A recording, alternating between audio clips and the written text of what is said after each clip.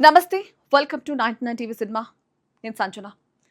Cinema ఇండస్ట్రీలో star అవడం ఒక్కటే కాదు, ఆ స్టార్డమ్ను నిలబెట్టుకోవడం అసలు పరీక్ష. ఒక్క హిట్తో ఆకాశానికి వెళ్ళిన వాళ్ళు ఉన్నారు, అదే సమయంలో ఒక్క తప్పుతో నేలమట్టమైన వాళ్ళు కూడా ఉన్నారు. టాలెంట్ ఉంటే సరిపోదు, ప్రవర్తన, పేరు, ఇమేజ్ అన్నీ కలిపి ఉండాలి. ఈ విషయం చెప్పడానికి బెస్ట్ ఉదాహరణ హీరో సుమన్ జీవితం. ఒకప్పుడు టాప్ స్టార్ గా వెలిగిన సుమన్ ఒక్క సంఘటనతో కెరీర్ లో పెద్ద దెబ్బతిన్నాడు. కానీ అక్కడితో ఆగిపోలేదు. మళ్ళీ లేచి నిలబడి తనకంటూ ప్రత్యేకమైన స్థానం సంపాదించుకున్నాడు. ఆయన ప్రయాణం నిజంగా సినిమాల కంటే ఎక్కువ ట్విస్ట్లతో ఉంటుంది. సుమన్ చెన్నైలోని ఒక తులు కుటుంబంలో జన్మించాడు. చిన్నప్పటి నుంచే చదువు, కళలపై ఆసక్తి చూపించాడు. ఇంగ్లీష్ లిటరేచర్ లో డిగ్రీ పూర్తి చేశాడు. అంతేకాదు, సంగీతం, సంస్కృతం కూడా నేర్చుకున్నాడు. అంటే కేవలం హీరోగా కాకుండా ఒక పూర్తి వ్యక్తిత్వం ఉన్న వ్యక్తి అన్నమాట. 1978లో వచ్చిన కరుణై ఉల్లం అనే తమిళ సినిమాతో ఇండస్ట్రీలోకి అడుగుపెట్టారు. మొదట్లో సాధారణంగా మొదలైన కెరీర్ చాలా త్వరగా వేగం పుంజుకుంది. తన అందం, స్టైల్, నటనతో ప్రేక్షకులను ఆకట్టుకున్నాడు. 80వ దశకం మొదటికొచ్చేసరికి తెలుగు, తమిళ ఇండస్ట్రీలో టాప్ రొమాంటిక్ హీరోగా మారిపోయాడు. తరింగిణి, నేటి భారతం, సితారా లాంటి సినిమాలు ఆయన కెరీర్ ను ఒక్కసారిగా పైకి తీసుకెళ్లాయి. లవ్ స్టోరీలు, ఫ్యామిలీ డ్రామాలు, యాక్షన్ సినిమాలు ఏదైనా చేయగల హీరోగా గుర్తింపు తెచ్చుకున్నాడు.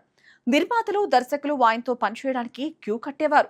80ల మధ్య కాలానికి వచ్చేసరికి సుమన్ స్టార్డమ్ పీక్స్ కి చేరింది. అప్పట్లో ఆయన రెమ్యునరేషన్ కూడా టాప్ లెవెల్లో ఉండేది.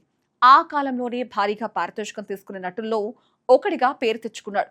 కొంతమంది చెప్పే కథనాల ప్రకారం ఆయన తీసుకునే రెమ్యునరేషన్ అప్పటి టాప్ స్టార్స్ తో పోలిస్తే కూడా ఎక్కువగా ఉండేదని అంటారు. రజనీకాంత్, చిరంజీవి, అమితాబ్ బచ్చన్ లాంటి దిగ్గజాల స్థాయిలోనే ఆయన పేరు కూడా వినిపించేది. అంతటి స్టార్డమ్ ఉన్న సమయంలోనే 1985లో ఒక సంఘటన ఆయన జీవితాన్ని పూర్తిగా మార్చేసింది.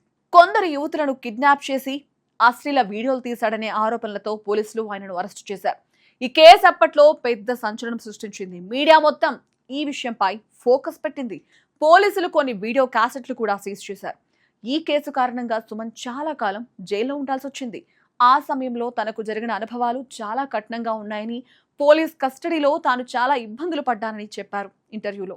కానీ ఆ తర్వాత సంఘటన వల్ల ఆయన ఇమేజ్ పూర్తిగా దెబ్బతింది. ఒకప్పుడు స్టార్ హీరోగా ఉన్న వ్యక్తి ఒక్కసారిగా వివాదాల్లో చిక్కుకున్నాడు. ఈ కేసు తర్వాత ఇండస్ట్రీ ఆయనను దూరం పెట్టింది. నిర్మాతలు అవకాశాలు ఇవ్వలేదు. కొన్నేళ్ల పాటు ఆయనకు పని లేకుండా పోయింది. చాలా మంది ఆయన కెరీర్ పూర్తయిందనుకున్నారు. కానీ అదే సమయంలో ఆయన మళ్లీ లేచి నిలబడాలని నిర్ణయించుకున్నారు. 2000లో ఆయన కొత్తగా తిరిగి ఎంట్రీ ఇచ్చారు. ఈసారి హీరోగా కాదు, విలన్ గా.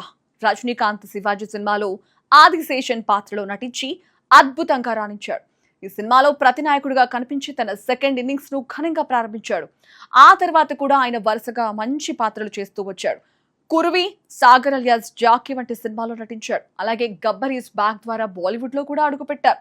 సినిమాలే కాదు, మధ్యలో రాజకీయాల్లో కూడా ప్రవేశించి తన అదృష్టాన్ని పరీక్షించుకున్నాడు. కానీ చివరికి తిరిగి సినిమాలపైనే ఎక్కువగా ఫోకస్ పెట్టాడు. సుమన్ జీవితం ఒక పెద్ద పాఠం లాంటిది. జీవితంలో పడిపోయినా మళ్ళీ లేచి నిలబడొచ్చు అని కూడా ఆయన నిరూపించారు.